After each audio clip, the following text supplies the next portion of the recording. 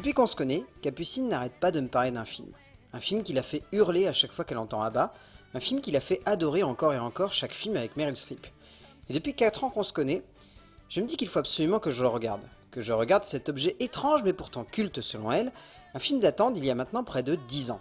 Philippe Allahoyd, plus connu dernièrement pour avoir dirigé Meryl Streep dans le film sur Margaret Thatcher, La Dame de Fer, avait donc mis en scène en 2008 la pièce musicale de Katherine Johnson pour un métrage que je viens tout juste de découvrir. Une œuvre qui, je trouve, est d'un kitsch et d'un ringard quasi instantané, que ce soit dans la photographie, dans la mise en scène, dans le jeu autour de la comédie musicale et de la réalisation autour des chansons, mise en scène comme un Disney pour adultes. Le scénario est réducteur comme c'est pas possible, il n'y a pas vraiment de dramaturgie ou même de retournement de situation. Tout est cousu de fil blanc, et quand ce n'est pas ça, c'est juste une impression que tout s'enchaîne sans vraie possibilité de bascule. Mais vous savez quoi? Quand je regarde ce genre de film, malgré tout ce que je viens de citer, j'ai des frissons. Quoi, j'y peux rien, c'est pas ma faute. Bah ouais, je trouve que même si c'est ringard et old school comme c'est pas possible, ça marche tout de même. Lloyd, malgré tout ce qu'on pourra toujours essayer de reprocher à sa mise en scène, réussit à cristalliser tout ce que l'on peut attendre de ce genre de métrage. Soit du fun, du divertissement, une impression que tout passe à 200 à l'heure et qu'au final, même si ça fait un peu vieillot, on adore ça. Abba, j'ai jamais été fan. Mais dans le contexte du métrage, ça donne quelque chose de vintage comme il faut et ça marche quoi. Donc en soi, foncez, vous allez passer un bon moment, mais c'est rétro, hein. Et ça a assez mal vieilli par contre. Mais bon, on veut bien passer l'éponge.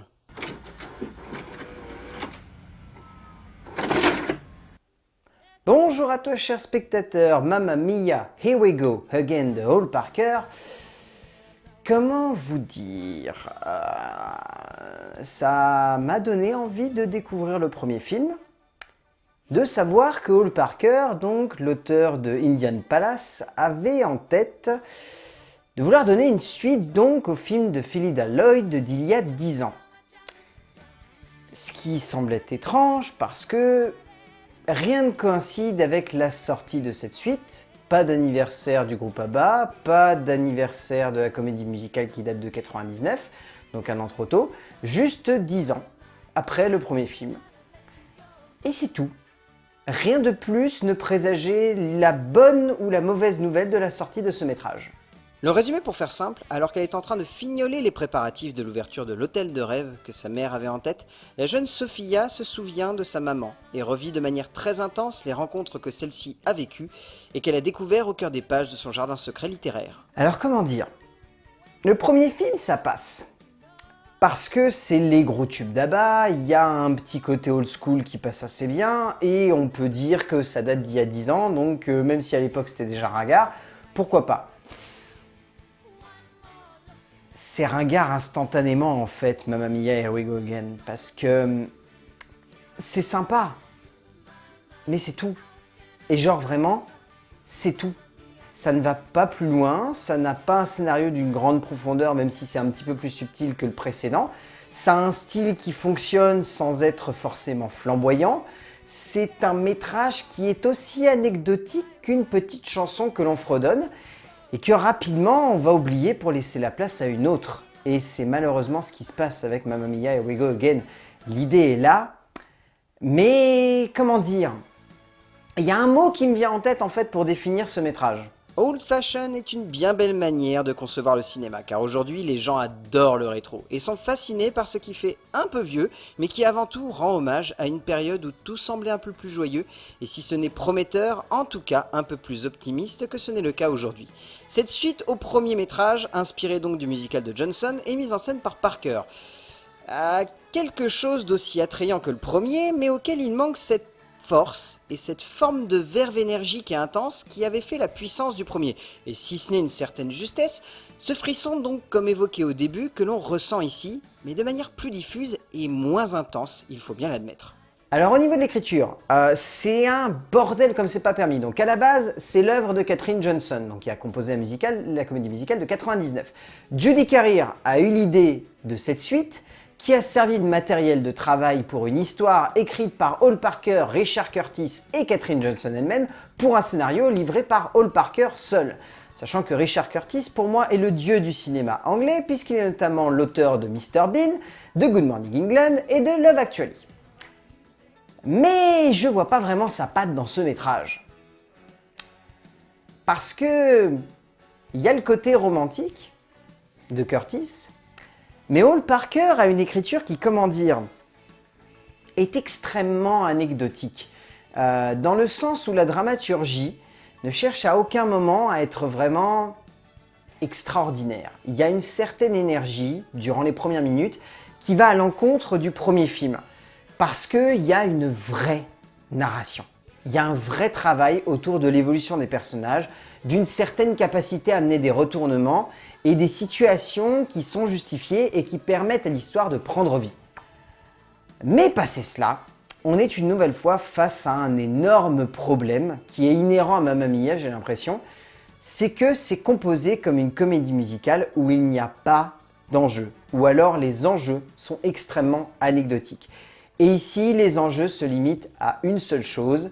Est-ce que les papas vont venir à la fête d'ouverture de Sophia? Et au-delà de ça, est-ce que la fête d'ouverture va bien se passer? Parce que l'histoire de la maman, on sait déjà comment elle se termine. Il y a Sophie à la fin et rien de plus malheureusement. C'est tout ce qu'il y a à retenir. Et c'est l'énorme souci quand on sait que le premier film avait une vraie dynamique en sachant pertinemment qu'il n'avait pas de dramaturgie et de narration, et que là, c'est pas le cas. Cela manque clairement de rythme, d'intensité, de finesse et de construction dans le geste, mais surtout dans la forme que prend la dramaturgie, car souvent dans les comédies musicales, si le scénario n'est pas tout, sa forme définit assez bien la manière avec laquelle le spectateur s'immerge au cœur de son histoire. Si l'aventure est plus trépidante que le premier métrage, Parker ne parvient pas à faire en sorte que cette jolie histoire de filiation soit un vrai moment de dramaturgie et d'intensité, et du coup, on a vraiment la sensation que le tout manque de finesse et surtout de profondeur, car si donc l'affiliation mère-fille est là, le tout sonne comme beaucoup trop répétitif par rapport justement au premier métrage. En termes de mise en scène, Hall Parker, l'Indian Palace, il s'en était plutôt bien sorti. Il avait réussi à proposer une mise en scène qui était assez dynamique, sans pour autant être flamboyante, mais qui avait un certain punch, qui arrivait à mélanger un style Bollywood et en même temps un style à l'anglaise. Alors, Mamma Mia, Here We Go Again, c'est un film qui est pas dégueu, qui a même plutôt des bonnes idées de scénographie, notamment dans la manière de mettre en scène quelques chansons, notamment une très belle chanson chantée par Cooper et par Seyfried, où il y a un jeu de miroir qui est magnifique, mais vraiment magnifique. C'est un très très beau travail de mise en scène de la part de Parker, mais il n'y a rien de plus en fait. L'énorme défaut qu'a Parker, c'est qu'il est dans l'ombre constamment de Lloyd.